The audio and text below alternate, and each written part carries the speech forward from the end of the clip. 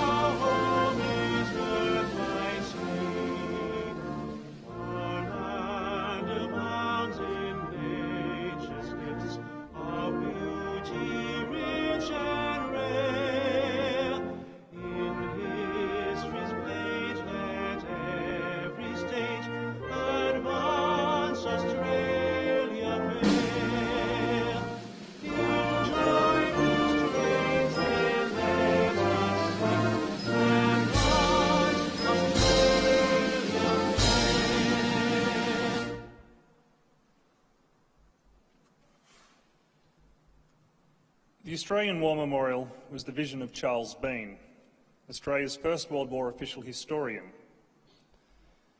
Bean landed with the Australian troops on Gallipoli and stayed with them at the front through until the end of the war. The idea of this national memorial and museum came to him at Pozières, France, in the depths of the bloody fighting of 1916.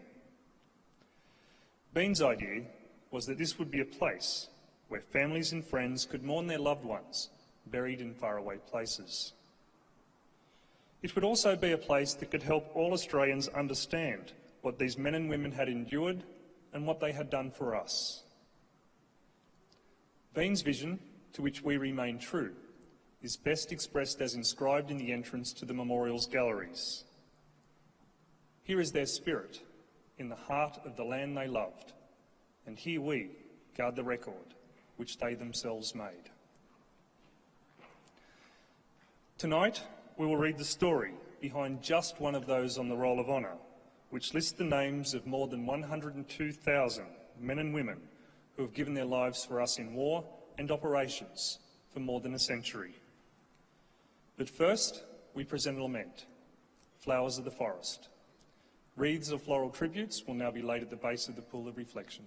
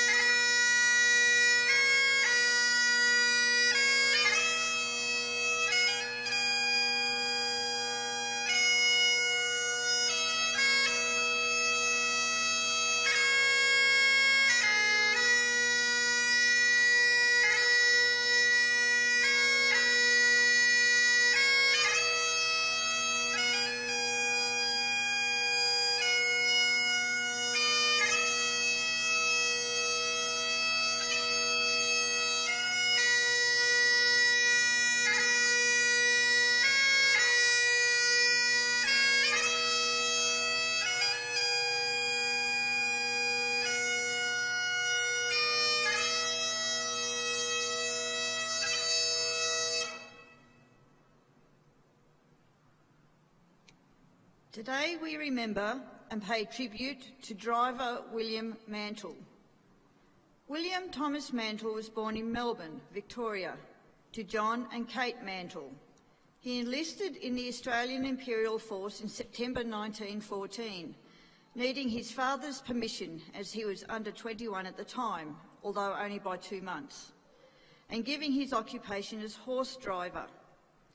The local newspaper later described him as every inch a soldier, and there were more inches of him than there are of most young men. He was 6 feet 1 inch in his stockings. He was considered the epitome of cheerfulness, a straight goer and a sticker. Mantle was posted to the 1st Light Horse Regiment and underwent periods of training in Australia and Egypt. Shortly after the Dawn landing at Gallipoli, the decision was made to send in the light horse without their mounts to reinforce the badly pressed infantry at Anzac. Mantle left Alexandria for Gallipoli in May 1915. He served on Gallipoli for several weeks before contracting enteric fever, becoming seriously ill and being sent to hospital, first in Malta and then in England. He spent many months recovering before he was able to rejoin his unit in Egypt in March 1916. Less than a month later, he transferred to the artillery and was posted to the 110th Howitzer Battery. Mantle arrived in France in June 1916 and was posted as driver in his artillery battery, serving with them for the rest of the year. In January 1917, his father, John, enlisted in the Australian Imperial Force, explaining that he was keenly anxious to again see his fine big son and himself anxious to take part in the struggle. Private John Mantle, aged 44, was posted to the Pioneers. For William, life in the artillery was dangerous. Enemy artillery was constantly searching for Australian guns, hoping to put them out of action, and the men of the artillery were handling explosives and other dangerous material on a daily basis. On the 14th of June 1917, Mantle's battery was stationed near Mézines in Belgium. They had a dump of ammunition nearby in order to supply their guns as they fired them. When a German shell hit this dump, it went up in a massive explosion. 16 men were killed outright and another 3 would die of their wounds. 6 other men were wounded. Driver Mantle was one of those killed in the blast. His name appears on a monument that was erected nearby by his comrades. At the time, his father had been in training camp in England for a week and had yet to see his son. When William's mother, Kate, received a cablegram in Australia with the news of her son's death, she immediately sent one to her husband with the sad news. John survived the war and returned to Australia in early 1918. William Mantle was buried in Kandahar Farm Cemetery in Belgium. He was 24 years old. His name is listed on the Roll of Honour on my right, among more than 60,000 Australians who died during the First World War. This is but one of the many stories of sacrifice and service told here at the Australian War Memorial. We now remember driver William Thomas Mantle, who gave his life for us, for our freedoms, and in the hope of a better world.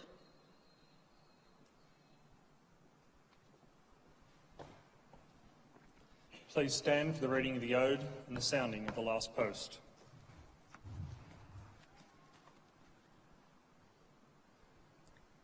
They shall grow not old, as we that are left grow old.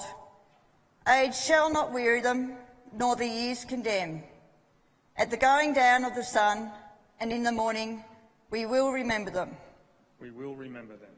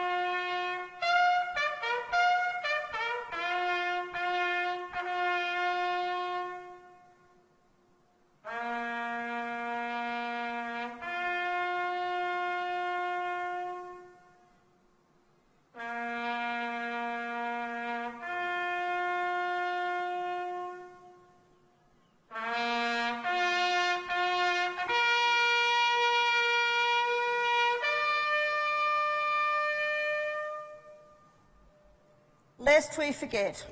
Lest we forget.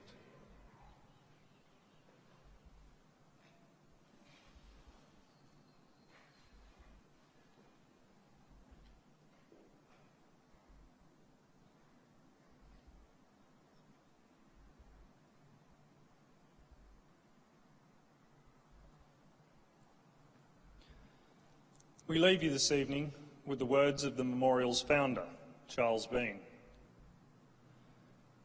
Many a man lying out there at Pozieres or in the low scrub at Gallipoli, with his poor, tired senses barely working through the fever of his brain, has thought in his last moments, well, it's over.